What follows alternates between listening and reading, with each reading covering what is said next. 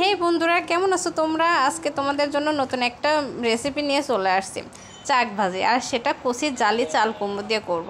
এখানে জালি চাল কুমড়োটা আমি খুব পাতলা পাতলা করে পিস পিস করে কেটে নিয়েছি। দেখো, এখানে আমি হলুদ, লবণ আর মরিচের গুঁড়া দিয়ে খুব ভালোভাবে মেখে নিয়েছি। আর মেখে নেওয়ার পর চাল কুমড়ো থেকে পানি ছেড়ে দিছে। জামাই বলে দিছে কোনো কিছু ফেলে দিবা না, নষ্ট করবা না।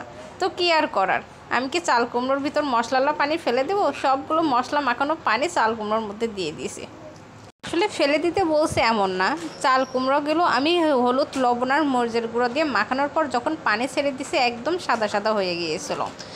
এতে করে চাল কুমড়ার ভিতর লবণ, ঝাল, মরিচ কিছুই ঢুকতো না। সেজন্য এই পানিটা আমি দিয়ে দিয়েছি।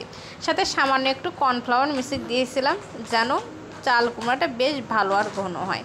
দেখো, আমার চাল কুমড়াটা ভাজি হয়ে গেছে। এখানে এক পাট আমি চাল কুমড়া ভাজি করে তুলে নিয়েছি।